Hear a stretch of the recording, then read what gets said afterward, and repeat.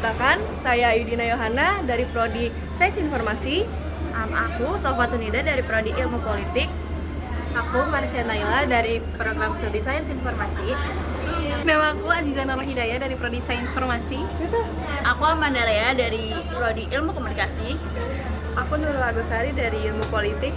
Dan yang terakhir, Aku Jabarina dari Kajian Film.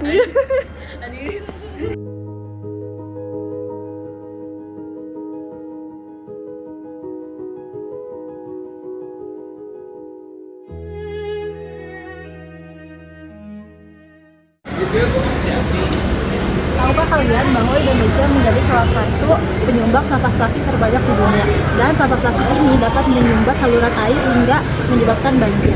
Melalui kegiatan PJBL ini, kami mencari solusi dari lingkungan sekitar. Saat kami melakukan observasi, kami menemukan banyak sampah seperti ini.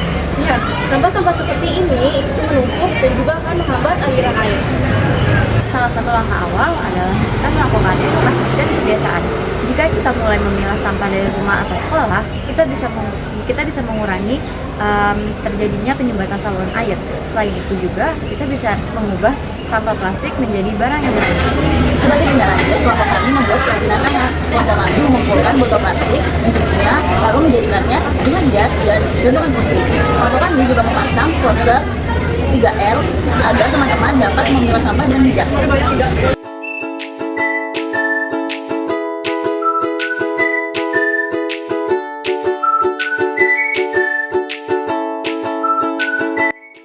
Halo teman-teman, aku Rea dan hari ini aku akan memberikan kesan dan pesan aku selama mengikuti kegiatan pengabdian kepada masyarakat Mijak Plastik dan Bebas Banjir. Nah, kesan dari aku, yang pertama, aku mendapatkan banyak sekali pengalaman baru. Lalu aku dapat memahami pentingnya mengurangi sampah plastik dan aku dapat melihat langsung respon positif dari para peserta. Nah, untuk pesan dari aku, semoga kegiatan seperti ini tetap terus dilakukan supaya masyarakat makin sadar dan ikut melindungi lingkungan. Salam plastik, bela negara. Halo semuanya, selamat pagi. Sebelumnya, aku mau bilang terima kasih banget buat teman-teman yang udah mau nyempetin hadir. Aku tuh berharap dengan adanya webinar ini, pengetahuan teman-teman jadi lebih terbuka dan juga teman-teman jadi bisa dapat wawasan baru yang lebih jauh. PJBL kelompok 43B yaitu edukasi pentingnya mengurangi penggunaan sampah plastik bagi mahasiswa FISIP UPN Veteran Jakarta. Nah, mungkin dari beberapa kalian udah tahu apa itu sampah plastik ya, karena sampah plastik itu salah satu sampah yang emang sering kita temuin, atau kayak hampir tiap hari kita tuh suka ngelihat sampah plastik. Karena aku yakin teman-teman sendiri pasti mungkin ada beberapa teman-teman yang suka banget menggunakan atau wadah atau apapun itu yang menggunakan sampah plastik tapi hanya sekali pakai. Apa sih pengertian dari sampah plastik sendiri? Nah, sampah plastik sendiri itu merupakan limbah yang berupa dari barang bekas atau yang nggak terpakai yang terbuat dari bahan polimer sintetis atau bahan kimia yang sulit banget untuk terurai secara alami. Kebayang nggak sih satu sampah plastik aja bisa sampai 100 tahun? Sedangkan kita tuh bisa sehari pakai sampah plastik tuh bisa lebih dari satu. Nah, kali ini aku mau kasih tahu juga apa sih jenis-jenis umum dari plastik atau dari bahan-bahan plastik yang sering kita gunakan atau sering kita lihat. Mungkin ada beberapa dari kalian yang belum tahu nih sama fakta menarik mengenai sampah plastik yang kali ini bakal aku kasih tahu. Teman-teman tahu nggak sih? Dan sampah plastik banyak yang digunakan itu cuma sekali pakai kan. Misalnya kalau kita beli contohnya minuman seperti Pop Ice atau Nutrisari, kan kalau cupnya udah selesai dipakai langsung kita buang aja kan. Padahal itu tuh bisa berdampak banget buat lingkungan dan juga kesehatan kita. Boleh lanjut ke slide selanjutnya? Juga nih dampaknya dari sampah plastik sendiri. Yang pertama itu terhadap lingkungan. Sampah plastik itu ngasih banget banyak pengaruh buruk yang benar-benar ngerugiin diri kita maupun juga ke orang lain dan juga ke lingkungan. Karena proses penguraiannya kayak tadi aku bilang itu tuh lama banget, apalagi masih banyak orang-orang yang menggunakan sampah plastik kan. Terus yang kedua ini dampak yang benar-benar mungkin sering kita lihat ya. Dampaknya itu yang terhadap kantin dan juga kampus. Nah, teman-teman, terhadap kantin sendiri itu dampaknya itu udah menumpuk dan mencemari area kantin. Bayangin area kantin itu kan seharusnya tempat yang enak dan harus kita ngerasa bersih untuk kita makan bekal atau makan apapun itu yang kita bawa dari rumah. Tapi sayangnya gara-gara banyak sampah plastik itu tuh bisa bikin lingkungannya jadi kotor. Terus makanan kita bisa jadi juga jadi nggak higienis gara-gara bau-bau dari sampah plastik itu kan. Ice breakingnya tebak judul lagu pakai emoji. Tebak ya, tebak. Sisi Winanda garam dan madu. Garam dan madu Kak, benar. Benar garam dan madu. Apakah benar? Nah, Benar teman-teman, garam dan madu jawabannya. Yeay. Jawabannya dulu. Satu, dua, tiga. Yellow Coldplay. Bener banget teman-teman. Yeay. Tiga pertanyaan dan tiga orang tercepat yang bisa menjawab pertanyaan aku itu bakal bisa ngedapetin hadiah. Nah, hadiahnya itu GoPay. Siapa nih di sini yang pengen banget dapet GoPay? Bisa jawab teman-teman. Wah, kayaknya Kak Kisti nih udah semangat banget ya Kak Kisti ya. Wow. Langsung aja Kak Kisti on Halo me. Kak, kedengeran nggak Kak suaraku?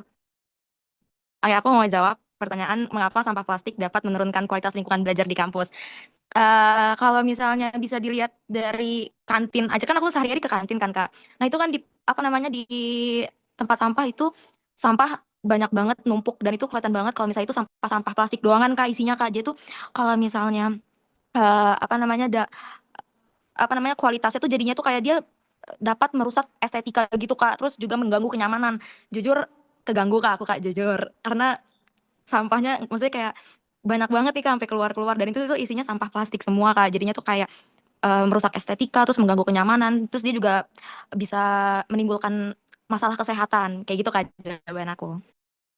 Oke, makasih Kak Kisti atas jawabannya. Bener banget. Menurut kelompok Baik, 3, seberapa efektif sih tahapan PJBL ini terhadap terhadap tadi pengurangan sampah plastik di lingkungan kampus? Nah, terus apakah tahapan PJBL dari kelompok 43 ini bakal bersifat keberlanjutan terhadap lingkungan kampus gitu? diri dan kadang mereka buang sampahnya tuh mungkin kurang pas kayak bener-bener belum masuk jadi kayak berantakan kemana-mana itu kan kurang banget ya jadi mungkin dengan adanya webinar ini mereka tuh jadi lebih ada pemikiran baru atau pemikiran yang lebih terbuka lagi mengenai pengurangannya sampah plastik untuk lingkungan kampus kita sendiri. Terus juga dari kelompok PJBL aku sendiri kita bukan cuman memberi edukasi aja, edukasi. Jadi kalau misalnya mereka tahu atau mereka pengen tahu lebih lanjut lagi tentang edukasi sampah plastik, mereka bisa nge-scan. Jadi menurut aku ini bisa efektif karena orang-orang yang datang di sini mereka jadi dapat pandangan baru atau pengetahuan yang baru. Terima kasih. Apa jawaban dari saya udah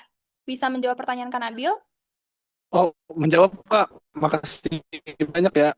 Udah sampai di akhir acara. Sebelumnya, saya mau terima kasih banyak kepada dua dosen pembimbing saya yang sudah membimbing kelompok saya sehingga saya bisa mengadakan naik plastik. Saya ingin berterima kasih banyak kepada Ibu Dera Nur dan juga Ibu Rifa.